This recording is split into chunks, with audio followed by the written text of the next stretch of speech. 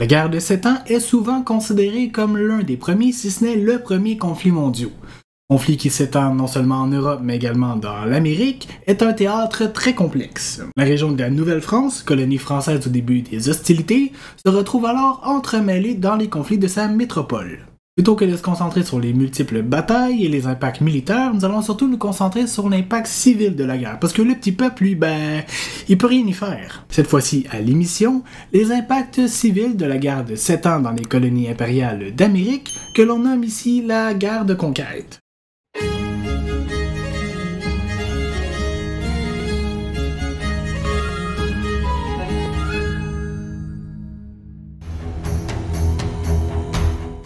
Bien que la guerre se déroule sur 2 fronts et durant de nombreuses années, nous allons surtout ici nous attarder sur le contexte de la Nouvelle-France. Nous allons donc explorer les nombreuses conséquences qui touchent la population durant cette guerre, parce que oui, il y en a. En 1758, les Canadiens français ont beaucoup souffert face aux troupes britanniques. Effectivement, malgré quelques victoires militaires comme la capture du fort David et les sièges de Madras, les anglophones ripostent avec la capture du fort Frontenac et même Louisbourg la même année. C'est une année forte en pertes au niveau militaire, mais aussi infligeante pour la population. En ce qui concerne la ville de Québec, elle est principalement une ville marchande et administrative, et agrémentée d'une place forte. De nombreux faubourgs, existant hors de la portée des murailles, avaient pour but de décourager quiconque voulant mener une attaque contre la ville, étant persuadé que ses protections naturelles allaient suffire. La ville de Québec est donc remplie de civils et a peu de renforcements militaires. La guerre de 7 ans amène de nombreux impacts envers la population de la Nouvelle-France. Il y a peu d'informations reliées aux impacts spécifiques à la ville de Québec avant le siège de celle-ci. Comme je l'ai mentionné un peu plus tôt, la ville est avant tout marchande et les gens plus pauvres vivent dans des faubourgs autour de celle-ci. Les 3 grandes classes sociales cohabitent en une certaine harmonie, la division étant moins marquée qu'en France. Le clergé rythme la vie des gens, mais la ville reste principalement marchande, étant un port le plus important du fleuve Saint-Laurent. De nombreux artisans et marchands habitent la ville, le commerce des fourrures reste prédominant à l'époque. Avec les produits utilisés par les locaux et les ports à proximité, les artisans et les tonneliers ont beaucoup de travail, les besoins en matériaux pour les bateaux, ainsi que pour les cargaisons de voyage entre les marchands. La guerre impose alors aux artisans un prolongement de leur situation précaire. Dans certains milieux, il leur reste plus que d'autres. Ils subissent l'offre et la demande, et celle-ci peut se faire plus rare dans les besoins moins essentiels en temps de guerre. De plus, vers la fin de l'année 1758, des rumeurs d'une attaque sur Québec planent. Les artisans ont donc de nombreux contrats. Les artisans de construction sont alors demandés pour ériger des fortifications autour des faubourgs Saint-Roch, ainsi qu'autour de la basse ville de Québec. Évidemment, les travaux ayant commencé trop tard, elles sont interrompues par les bombardements vers mai 1759. En 1959, la situation a drastiquement changé, autant pour les peuples canadiens-français que pour la ville en elle-même. L'événement le plus intense de cette année est sans aucun doute le siège en lui-même. De mai à septembre 1959, la ville est alors assiégée par les Britanniques. N'étant pas prêt à ce genre d'événement, la population civile, cléricale, mais aussi noblière, se retrouve pris au piège et dans la peur. L'élite de la ville comporte principalement des nobles d'épée et des administrateurs, en plus des marchands qui espèrent obtenir le statut de noblesse. Peu de gens possèdent alors des fonctions qui sont déterminantes quant aux décisions politiques importantes à prendre ou qui concernent la ville tout simplement. Selon Francis Jacques, l'auteur d'une thèse consacrée sur le siège de Québec, on estime que c'est environ 5,1% de la population civile qui sont des officiers. On peut donc comprendre que le faible nombre de la garnison a influencé sur la capitulation de la ville.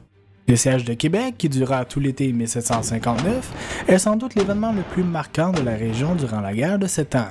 De nombreux civils essaient alors de fuir vers l'enceinte de Québec ou vers Montréal. Toutefois, très peu d'entre eux auront les moyens de partir. Ainsi, si une infime portion des habitants peut opter pour la fuite, la plupart de celle-ci sera contrainte de rester dans la ville de Québec. Parmi cette mer de gens, plusieurs sont originaires de d'autres régions du Canada, comme les Acadiens et d'autres peuples courant vers les ports en espérant échapper aux flottes britanniques qui rentrent dans l'embouchure du fleuve. Un sentiment d'urgence s'empare alors des cœurs des familles. Les bombardements qui commencent à se produire augmentent le stress des civils qui n'ont pas pu partir. Les femmes et les enfants sont alors considérés comme inutiles et des gens de plus à nourrir. C'est de cette façon qu'ils seront utilisés à des fins d'efforts de guerre, justifiant ainsi leur droit à la vie. La panique avec laquelle les populations doivent coexister alors que la ville est ensevelie sur les bombardements est sans précédent. La fatigue ainsi que la tristesse laissent peu à peu de place à l'effroi.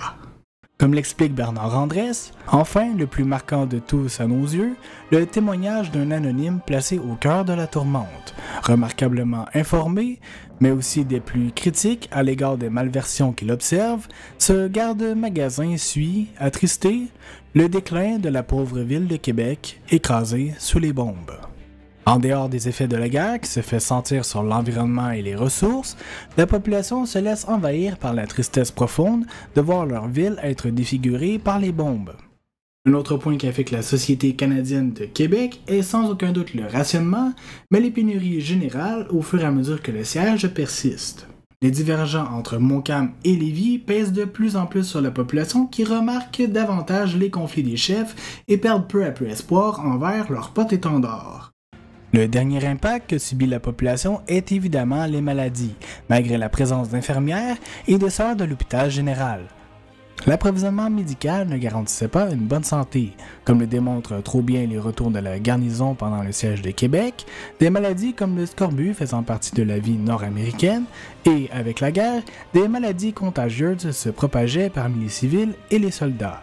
Les maladies, mais aussi les blessés et les réfugiés vont s'accumuler et cela pèsera très vite sur les sœurs de l'hôpital général, comme le prouve une lettre envoyée à la communauté de l'ordre de la religieuse.